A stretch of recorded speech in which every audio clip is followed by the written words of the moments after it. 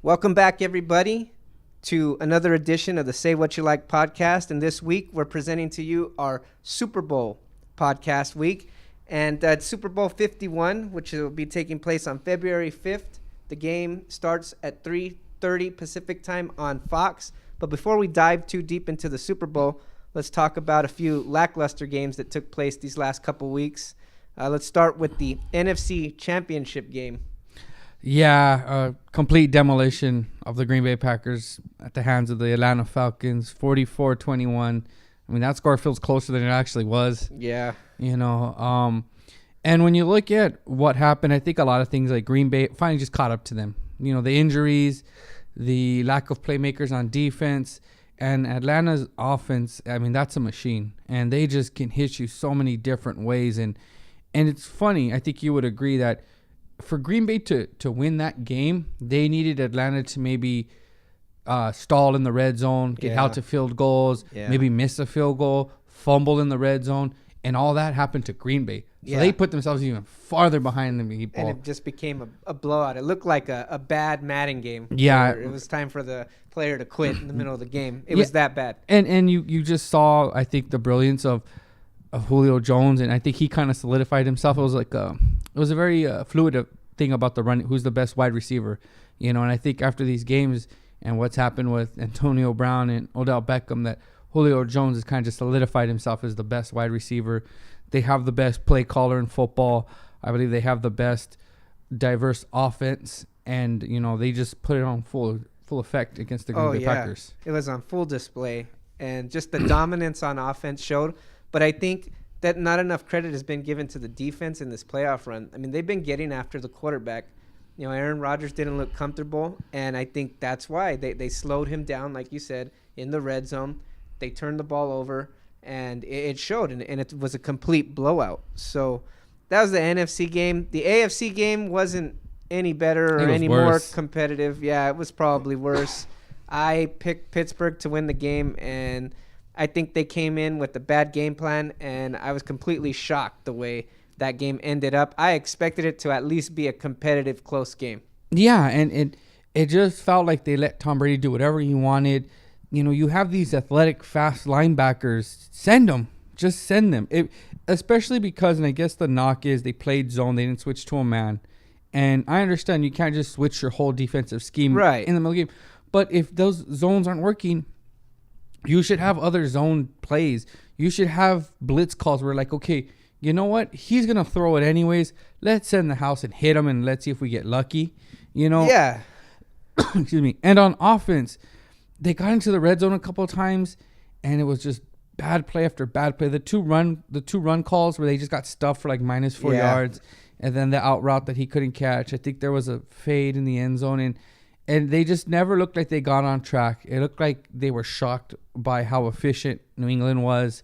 I mean, they had their way with. But you would think that they would be more familiar with the team like the Patriots that they've played so many times over these years, but yet it was the same old result, and it was Belichick over Tomlin. Yeah, and I think they played better when they had Landry Jones than they played this year. And they looked more competitive. Yes. And that's why I picked Pittsburgh, because I figured, okay, with Big Ben back and, the offense was humming in the playoffs. Yeah. So I thought, hey, they got a shot. I guess Bill Belichick doesn't get beat in the AFC Championship in New England. He doesn't. A couple other games that we want to talk about, too.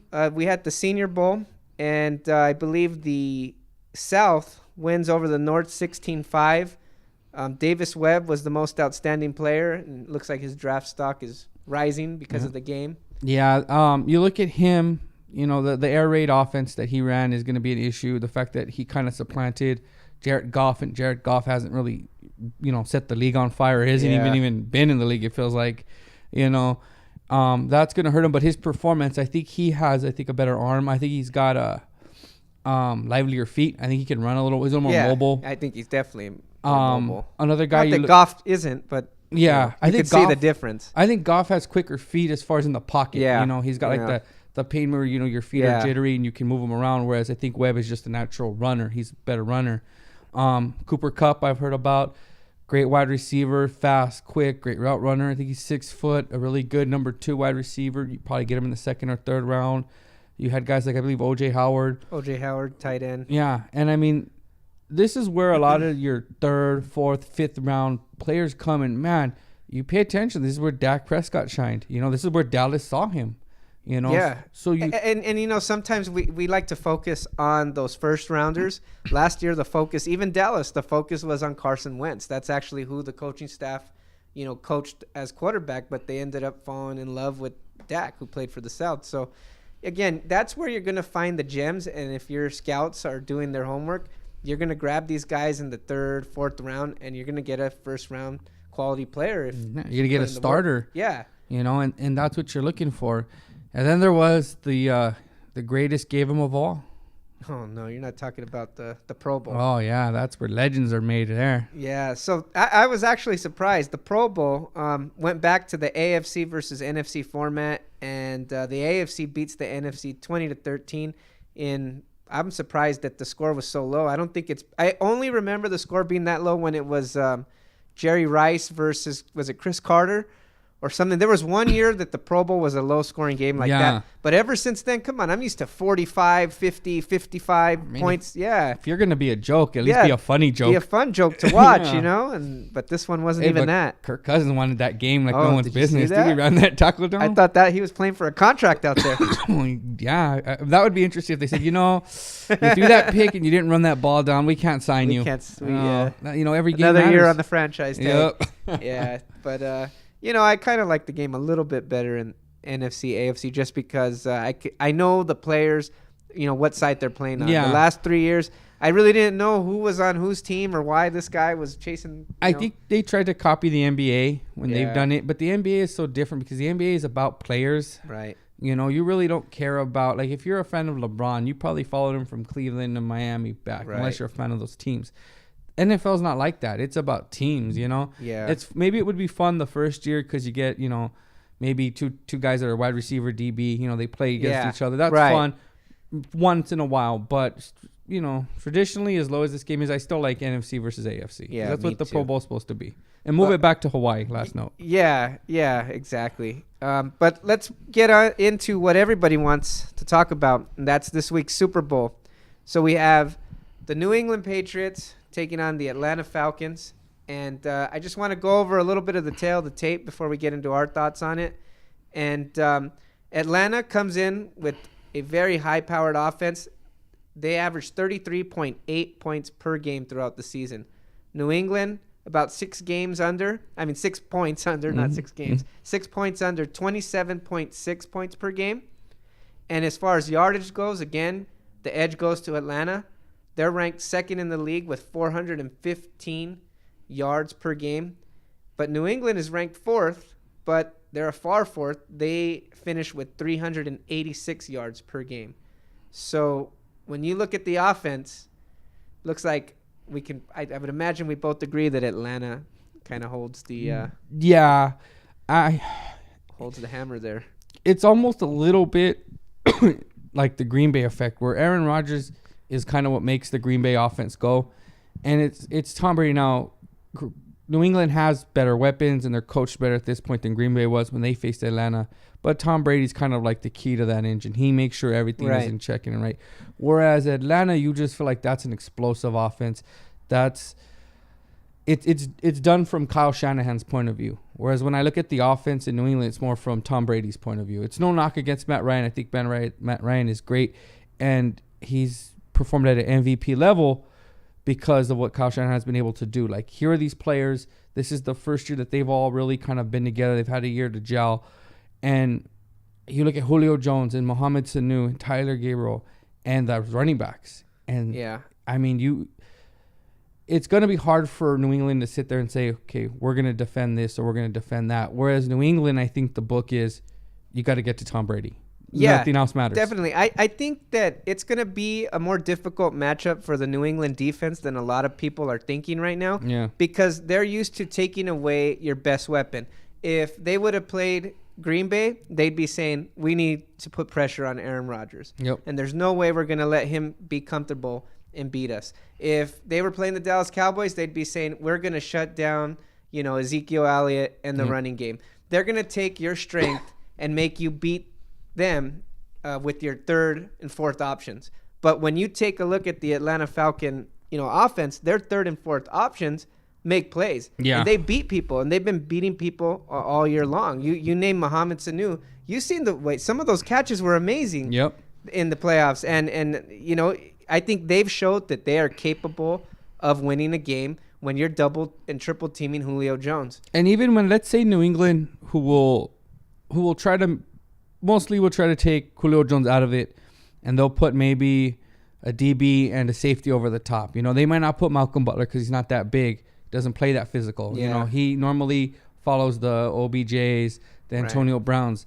Julio Jones like 6'4". He's much tall, bigger receiver, more physical. So they may say, okay, we're gonna put, I think it's Logan Ryan, and they might put Devin McCourty. Okay, we're gonna put you two. We're gonna take him out. We're gonna put the other guy on Sanu, and we're gonna make your running backs beat us. But the running backs are amazing, and the running backs can catch out of the backfield. Not only can the running backs catch out of the backfield, you look at Devontae Freeman, even their fullback, he'll split out. Yeah, he splits out and catches passes. It's So it just puts a lot of strain on you of how you're going to defend. And in that instance, what Belichick's going to have to hope is that his player makes a play. That if Matt Ryan throws to the fullback or throws on a wheel route, that whoever he puts on those players can either tackle him at the spot or disrupt the pass or intercept it. Because if you're just thinking our scheme is going to beat that, then no, I don't think Belichick's scheme is going to be able to defend that whole offense. Right. And then going back to the quarterbacks, because in the end, that's what matters. And you have Tom Brady, who's arguably the greatest quarterback of all time, and he's having one of his best seasons that he's ever had. But then you look at the other side, and Matt Ryan's having just as impressive of a season. I mean, the guy threw just short of 5,000 yards this year. Yeah, and I think when you look at both of them, they're almost mirror images of each other. Now, let's not talk about greatness and resumes because Tom Brady is far and beyond greater than Matt Ryan. But we're talking from a career perspective there. I know. When we just look at this season in a bottle, we can't say that. Or even just look at the type of players. They're both really classic drop back passers, Right. and I think both of them make their bones on knowing their offense in and out. Yeah. You look at last year when Kyle Shanahan came aboard with Atlanta, and they went to a 5-0 start, and then they fell apart. Yeah. And you hear things about them still trying to work the offense out. Yeah. Matt Ryan's still trying to grasp Kyle Shanahan's offense, which is kind of complex. It's a West Coast offense. There's a lot of verbiage. He has to know what everybody's doing and take advantage. So it took him a year, but he got it. I mean, he performed at MVP level. Tom Brady's mastered his offense in a way that no one else has. So you have these cerebral quarterbacks who are the same. They're not incredibly mobile. We're not dealing with guys who are going to Cam Newton style. Right. Or, these guys are going to take 3, 5, 7 steps, shotgun, and they're just going to hit their guys. And that's incredibly difficult to defend if you can't put pressure on them. Right. And that brings us to the defense. And looking at some of the defensive statistics, the Patriots have a league best. They're holding opponents to 15.6 points per game.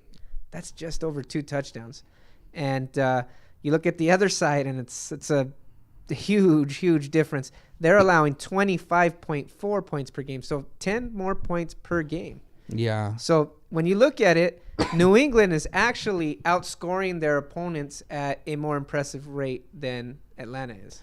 I agree, but and that's what I've heard on Twitter, and you hear, they have the number 1 defense in points, and that's all great, but let's kind of take that with a grain of salt. This is averaged out how many points they've given up throughout the season, right? Correct. Okay, let's look at the juggernauts on offense that the New England Patriots have faced. The mighty Cleveland Browns, the LA Rams, Arizona Cardinals, San Francisco Niners. You look at all these teams, the Jets twice. The Jets twice. The Bills, the Texans. These are not great offenses. Of course, you have Belichick. There is talent on that roster. They're smart. Of course, they're going to hold those below and even average. when they played the Steelers in the regular season, it was a backup quarterback. Exactly. So you look at what they were able to do. Of course, they were smarter, better, and they schemed those offenses down to nothing. When they had to play like Seattle, didn't they give up almost 30 points to Seattle? Yeah, they did. Okay. So when they've had to face, they've only faced, in my opinion, maybe 1 or 2 great offenses, and they had a little bit of trouble with them. Now, that being said, Atlanta's in far worse shape there. as far as statistics. I think they're the worst in the red zone for allowing touchdowns. Yeah. I mean, they give them up like nothing. So you can't even say, oh, we give up yards, but we don't give up touchdowns. They rank 25th in yards per game. Yeah, and they once you get in the red zone, they don't stop you there either. They're built on speed. They're young players. You know, they're a model of the Seattle's Legion of Boom with Keanu Neal playing that Cam Chancellor role. Yeah. You know, you have Vic Beasley kind of playing that Michael Bennett edge rusher kind of role. And the goal is to just get to the quarterback by any means necessary. And, you know, it's a very basic defense. Everyone's very disciplined in that defense. But unfortunately, they don't have the kind of players that Seattle has. They have great players. They have, I think, really good young players, but they're young. They're not experienced in this defense. And that's the fear for them, is that Tom Brady does to them what Tom Brady just did to Pittsburgh, and that's carve them up.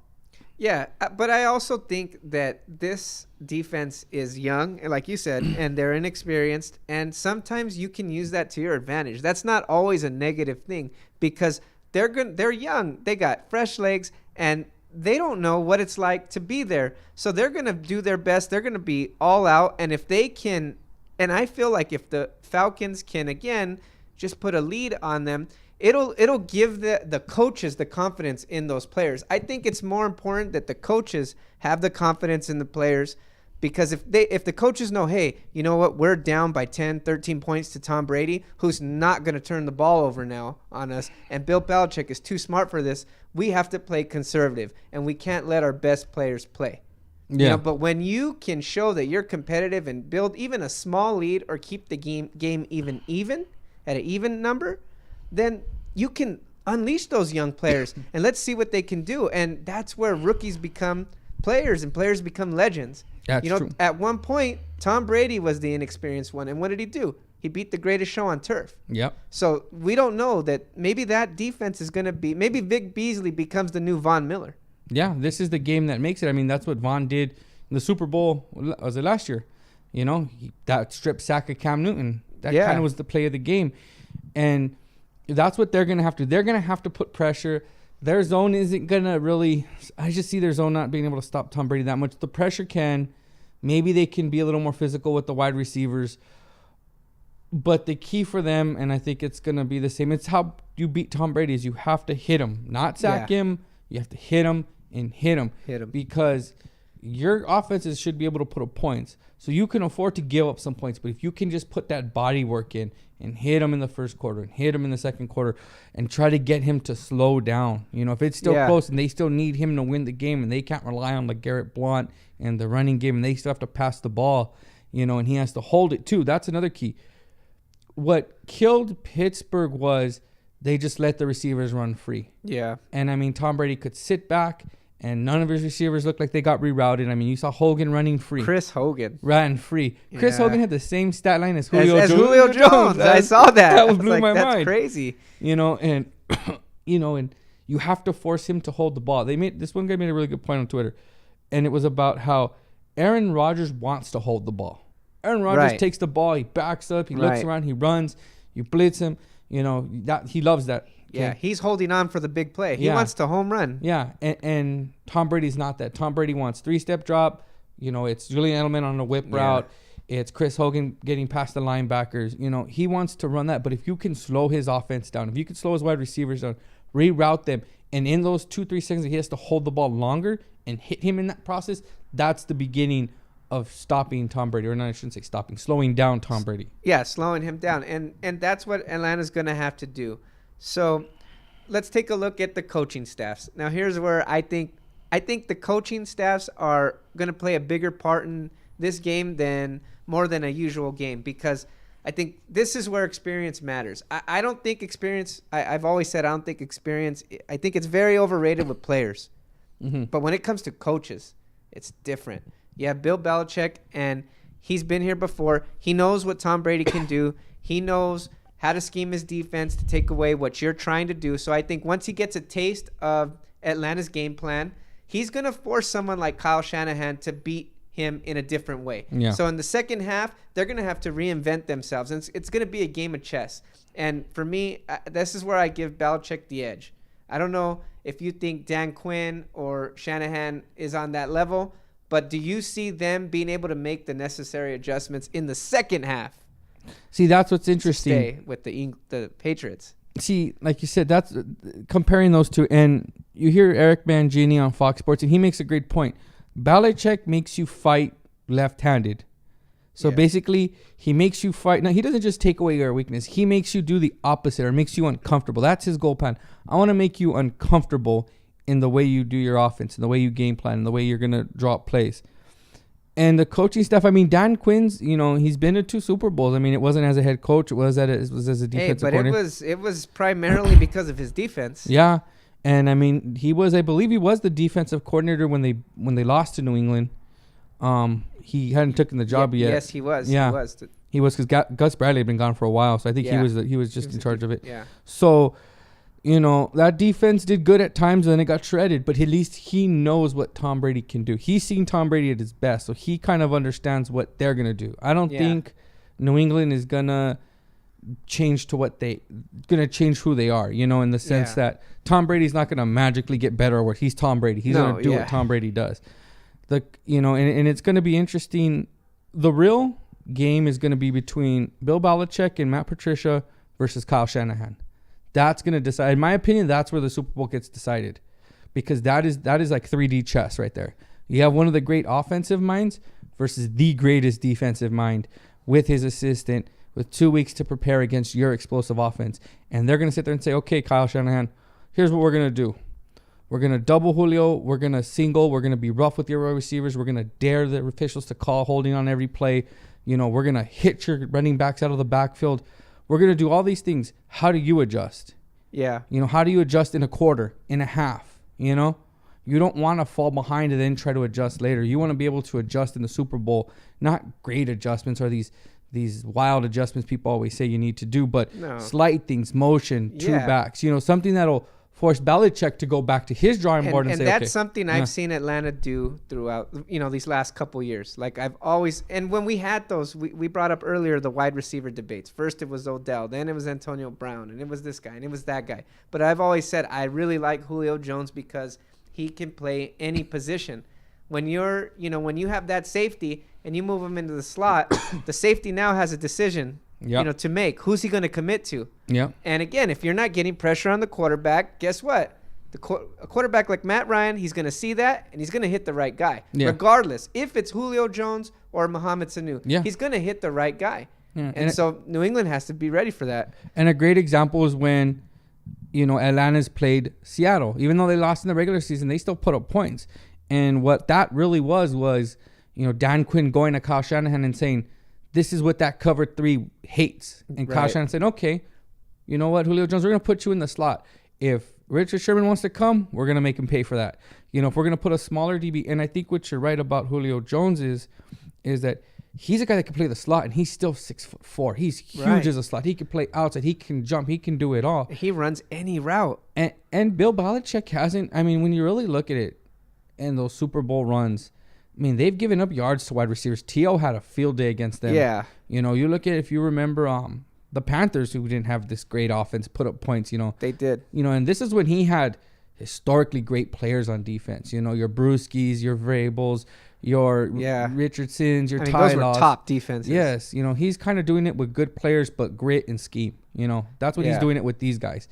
And, you look at everything as a whole, and to have to stop Julio Jones in the slot. What do you do there? Oh, we put this, okay, you do that? Well, then I'm going to flex my fullback out. Right. So he's on the outside. And they can catch. Yeah. These guys got hands. These guys can run all kinds of different route combinations.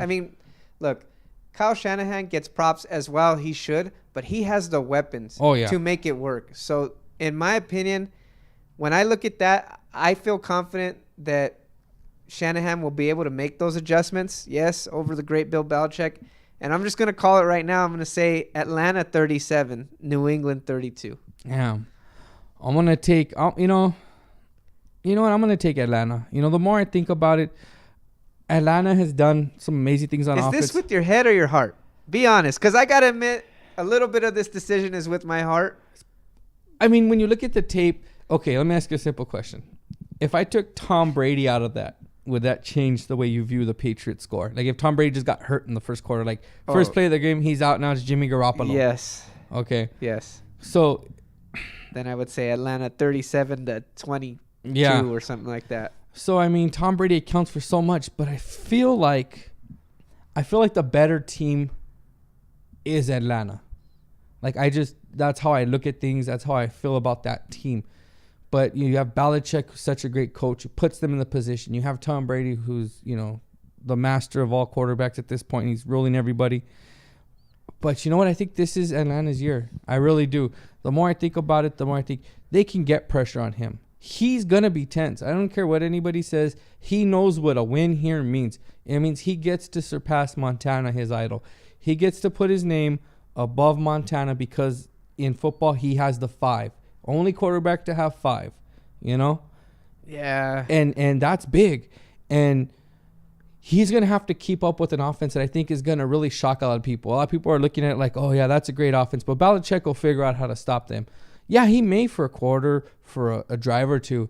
But I trust in Kyle Shanahan. And I think he's going to put up an offense that's really going to force New England to keep going. And I don't know. I don't see these great pass rushers that are going to slow down Atlanta. I think Matt Ryan's going to he might have a first drive or two, but I think they'll settle down. I don't think New England's going to go for the jugular right away, too. I think there's going to be a filling out process in the Super Bowl for about a half a quarter. But when they get started and both feel comfortable, then the points are going to go. And I think New England loses this thing. I think Atlanta wins 42-38. High scoring game. Oh, yeah. That whole New England's got the number 1 defense is a joke. Yeah, I mean, I won't call them a joke, but they're not an all-time great defense here. Well, yeah, and I just don't want that to be the perception. I mean, they have a good defense because they have a great coach and they have a good scheme. They don't have a defense like they've had in the past where you had Darrelle Revis, No, they don't have Jamie those Collins, these guys that they let go, Yeah, no, they don't. They're nowhere near what they were as far as a talent level. Yeah. They play great team defense. And I just think that Atlanta has the ability to exploit that. Yeah. And speaking of Atlanta's offense, big expected move is getting ready to be taking place. They're expecting Kyle Shanahan to take the San Francisco 49ers head coaching job. Your thoughts? This has been interesting. This is the longest coaching search or the longest thing I've can ever remember. Yeah, I mean, this is killer. The timeline is basically, when they fired Chip Kelly, they fired Trent Baalke. The thing was they want a coach and a GM that can work together. And their first thought was Josh McDaniels. And I like that idea because I thought Josh McDaniels could bring a culture. Right. The New England culture. They're in the Super Bowl right now. That's exactly. the other team. Yeah. Yeah. Those are 2 great offenses, and that's what I wanted. I wanted a culture change. And yeah, I mean, it's kind of shallow what changed me was watching Atlanta destroy Seattle, which is our division rival and who's on that division for a few years now. And you watch, and the more I watched that, I realized, man, this guy's a great play caller. And then you look back at everything he's done and you're like, he worked in Tampa, wide receivers coach. Yeah. He worked at Houston. They had a good offense. In Washington, they were semi-respectable for about 5 games in Cleveland, which is more than anything. And that might be the greatest something. That's the greatest accomplishment. Screw all this. I mean, the fact that you had an offense that could move the ball in Cleveland, but also and just as a Cowboys fan, knowing the kind of games that Kyle Shanahan could call, I mean, he uses all his weapons across the field. He doesn't leave anybody out on offense. Let's be honest. Even some of the greatest offensive coordinators that you see today, they leave out a player or two. Mm-hmm. How many teams have a fullback? Yeah, that's true. Let alone a fullback who can run routes, who can lead block. Yep. Do all the things that it's seemingly players get to do in Shanahan's system. And I say that firsthand, where you got to cover every man on that field. Yeah, and what also helps with him is that you look at what he did with Matt Ryan. I know Matt Ryan's not coming, but the fact that Matt Ryan had a touchdown for 13. If only, right? Yeah, if we could bring him.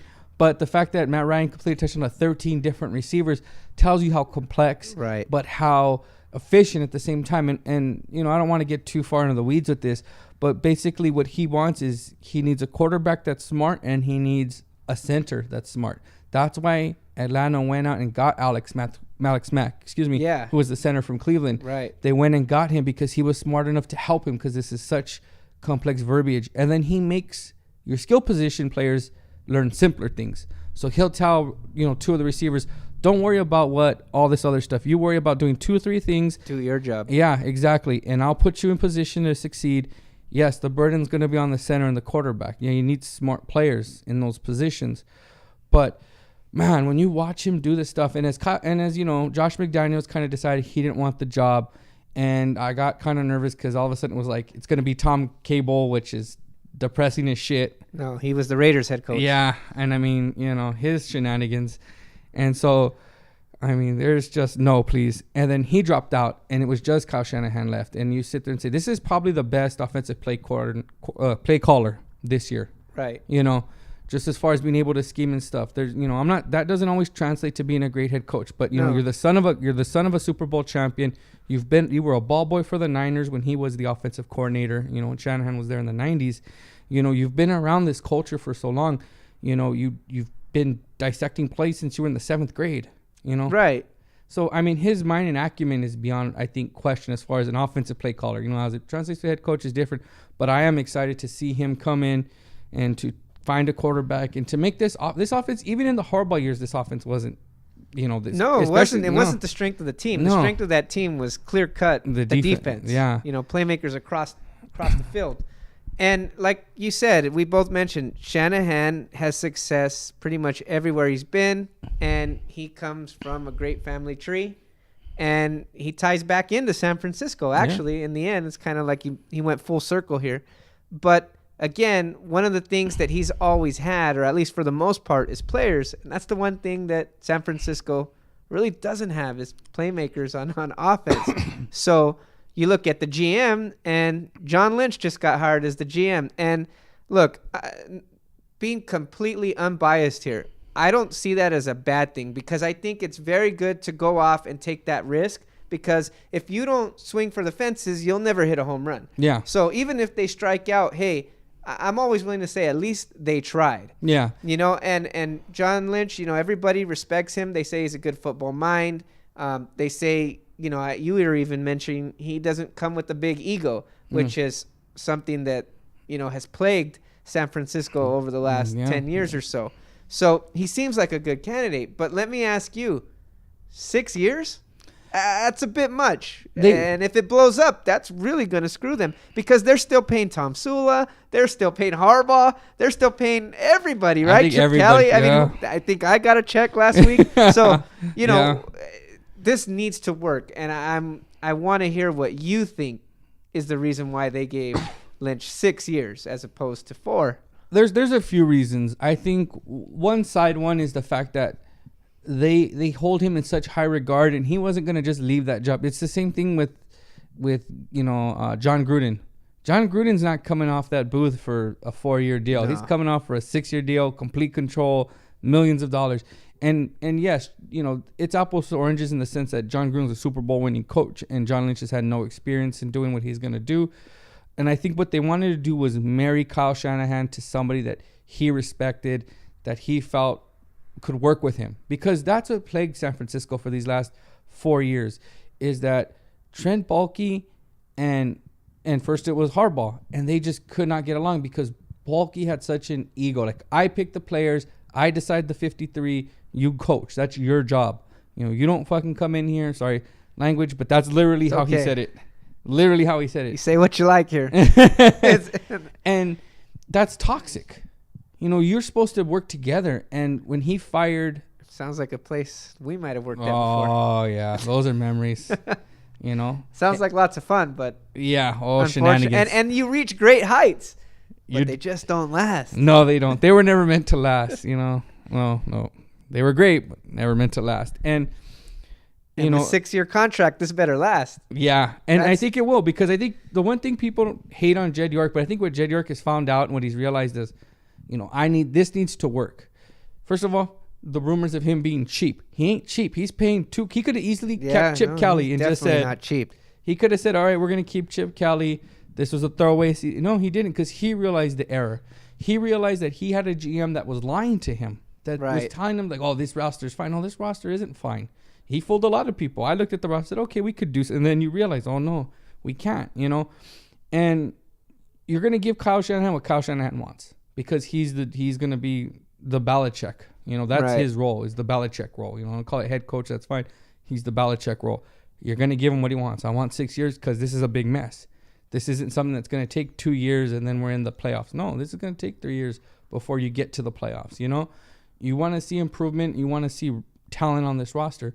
Well, you're going to marry that 6 years of Kyle Shanahan with 6 years of John Lynch. Now, what I'll say about John Lynch is, yeah, no experience. But, man, the dude knows football, I believe. Was, a player in Stanford. And those are just kind of anecdotal things. But what really makes me feel confident is that he's a guy that likes to put smart people around him. And he said in his press conference, in his presser, is, I know what I don't know. And that's what John Elway taught him. You know, he's had chances to go work for the Broncos. Right. Yeah. Pat Bowlen's offered him jobs to work in the staff. And he's kind of just, no. But he's been around there. He knows, he can speak to John Elway and say, well, how did you come across this? How did you do this? And John Elway can tell him, this is how I do it. You surround yourself. He already went out and hired their top college scout to be their vice president of player personnel, Right. Adam Peters from Denver. He's like a baseball manager. Yeah. And he's going to put the best shortstop at shortstop Yes. and the best second baseman at second baseman, And that tells you something because that's what you need as a leader. Yeah, and he gets control of the roster of the draft, and he gets control of the 90, and Kyle gets control of 53. But what makes it important is that it doesn't matter in the sense that they're going to work together where they may not agree, but they feel comfortable knowing that these are the best 53 that Kyle's going to coach up. We don't know who the defensive coordinator is. We don't know who the offensive coordinator is. They're behind in the 8 ball, and it is going to be a very steep learning curve for John Lynch. It's a hard job, He's already admitted, man, I'm on the phone more than I thought, because he's going to be on the phone making sure we have contracts. But he's going to put people, he's going to bring in Mark Dominic. I think that's a rumor to help him, the ex-GM from Tampa, who he's had a relationship with. And he didn't have the greatest thing as a GM, but he's knowledge, He could tell him, well, this is where I made my mistake, or this is how a GM should do it. And then he can filter the information. You don't always have to be successful in order to, be able to learn and take even a failure and change it into a positive. I know what not to do. Yeah. And so, long story short, I think what this team is, I'm excited for the future. Their second round pick, they have 11 picks. They have, I think, around $100 million in cap space. I feel confident that they may not get but 5, 6, 7 wins if they're lucky. But I know that I feel comfortable that this team is turning a corner. The dark days are gone, in my opinion. I think the bulky cloud and the Harbaugh cloud is gone, and it's a fresh start. Yeah, it's definitely a fresh start. Like I said, looking at it completely unbiased, it's a fresh start, and that gives you hope for next season. And again, it's all fresh. Like you said, John Lynch, he doesn't have the experience, and we don't know what he's going to be. It's going to be a complete wait and see. It's complete wait and see, which is exciting. Yeah. But again, you're going to have to show improvement. Let's see what he does in the draft. We can critique that. That's something that we want to do in the show. This will probably be the last show that we do because there's no more football games after this. But I definitely want to get into the draft. I want to go over some of the draft picks. We're going to see what they do. And, you take it from there. You see what their win-loss record is, and you see the talent and how they evaluate it. And in 2 years, you make your judgment. Yeah, there's a good saying about it, just to segue, is that a GM shouldn't just know how to evaluate, but evaluate, in the sense of, okay, a GM, like let's say John Lynch or any GM, for example, could sit and say, that's a good tight end, that's a good linebacker, that's a good quarterback. But where do you take them? How do you properly value them? That's a good tight end, but that's a second-round tight end. You know what I mean? Right. And that's something that he's going to have to learn, and that's very valuable. But since we're on the draft, I need to ask you, as a resident Cowboys fan, there was a thing on ESPN stating, about Dallas and maybe moving up in the draft because they referenced the way the Falcons did it with Julio Jones, trading all those picks, but getting up to number 5 and getting a wide receiver, which is, along the way got them to the Super Bowl. Paid off for them. Yeah. And how would you feel about Dallas? They pick, 26, 27 in that area? Yeah, I mean, around there. Yeah. That's close enough. And here's the thing. I don't like trading up too much because chances are you're paying a high price. Yeah, of course. And even though you're talented, you don't want to make the mistake that the 2007 Dallas Cowboys made, which is we're completely loaded. We got 13 Pro Bowlers. Let's draft special teams players. Let's get that kick returner. Who cares? We got starting at every position. We got a quality starter. And then eventually those starters get hurt or they get old or anything can happen. So you constantly have to be churning that roster. And when you have less picks, you have, how can I say it? You have less of a margin for error. Yeah. You know, because if you miss on a couple players, well, if you have a few picks less, now you only have 1 or 2 players that contribute to that team going forward. Draft class, yeah. Yeah, so I'm not a fan of that, but here's what I think could be the ideal situation. Everybody wants to talk about Tony Romo and where's he going to end up, and then what are you going to do? Are you going to cut him? Are you going to trade him? Are you going to do this? Are you going to do that? Is he going to be the backup?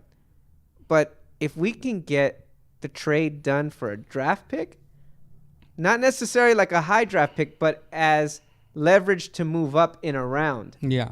I would like that. Like, let's say someone's like, we're not going to trade you our first round draft pick for him or a second round draft pick for him, but we'll switch spots with you in the second round. Nice, yeah. I mean, to me, you get that cap relief and you move up a little bit more in the draft. I think that's ideal, and I wouldn't be opposed to something like that. Yeah. Now, I think here's a scenario. I believe the Falcons gave up, I don't know, about 5 picks. I think 2 1s, a 2 and a 3. I forget. It was about 4 or 5 picks. And they went and got Julio Jones. Let's just say Dallas is at 28 and they get to the 6th. I don't think he'll be there, but let's say they get to about the 5th or 6th pick and Myles Garrett, for some unknown reason, is still there. And he is the answer to the woes of the Dallas Cowboys.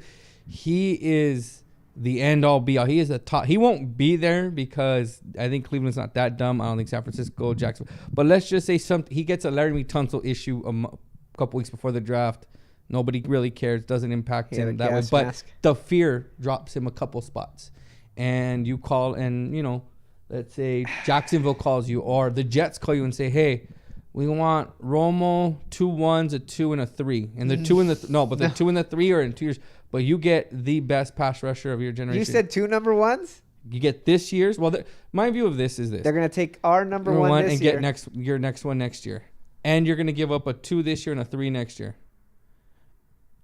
That's a very high price to pay. But you get the guy that's gonna put Aaron Rodgers on his back for good. Yeah, and you know what?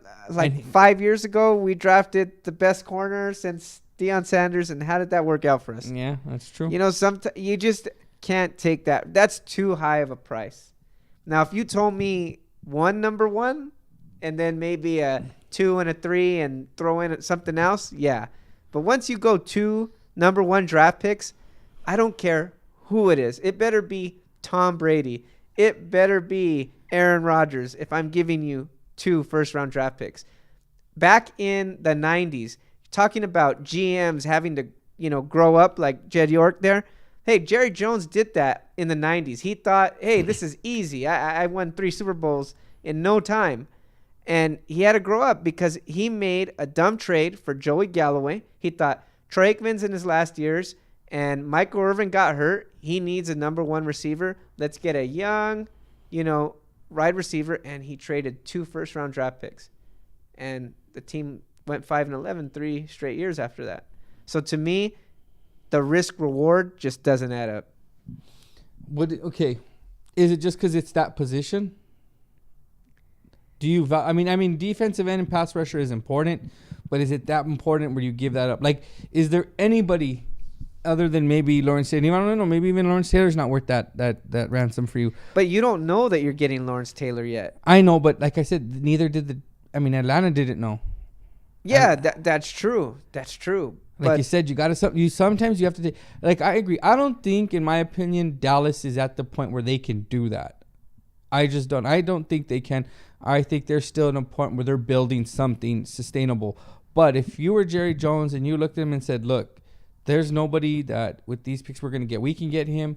I mean, he's going to fix our pass rushing roles like that. We get Jalen Smith back. We continue to grow. And yeah, you're going to miss, but maybe you hit on your 3rd and 4th. You have to take that gamble because there's no guarantee that the picks that you give up are great anyways. Look, the Browns did nothing with those picks.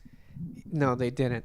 I mean, I don't think there's a single person. I mean, you can hit or miss at any point in the draft, whether it be the first round or the 7th round. Yeah. So I get your point there, and it's valid. But to me, this is not the formula that got us to where we're at. Yeah. We got Dak with the 4th round pick. Yeah. We've got quality starters and depth in the late rounds. I don't want to give that up because in the end, what are you going to do? You're going to spend cap dollars to fill those spots. Yeah. So I'd rather fill those spots with draft picks where I know I have the guy on the cheap for 4 years. Yeah, that's true. You got the Belichick model going on. Yeah, exactly. You know, follow the successful teams. Like Green Bay doesn't sign huge free agents. They don't do these massive trade ups. Yeah, they don't do it. It just doesn't sustain. I'm not saying that it doesn't ever work out, but the odds are against you. Yeah, I agree. So that's pretty much going to wrap up this season of our podcast. But before we go, I do want to share that we were thinking about a new segment that we want to bring in the off season that'll come every few weeks or so, where we're going to take 2 similar NFL caliber players and we're going to go head to head. We're going to pick a dog in the fight and we're going to fight, probably beer included. Yep. And we're just going to have a great debate in the bar. Yep. So, for instance, we talked about players like Barry Sanders versus Emmitt Smith. Half the bar would want Barry Sanders and half the bar would want Emmitt Smith. Yep. You know, we can do we're thinking about kicking it off with Troy Aikman versus Steve Young. Quarterbacks of our youth. Quarterbacks of our youth. And, you know. That debate's going to be fun. That's going to be a good one. I think what it is I want people to realize it's going to be like you give a guy a couple weeks to research, pick his guy, get ready for debate. Then you hand him a couple beers and you let him go. Right. And that's what we want it to be. That's what we want to be. And if there's any, any verses that you guys want to see or that you guys want to hear us do, go ahead and leave them in the comments. But we're going to be kicking that off pretty soon. So, again, let's hope this Super Bowl is a good one, and let's hope the next show is a good one. That's right.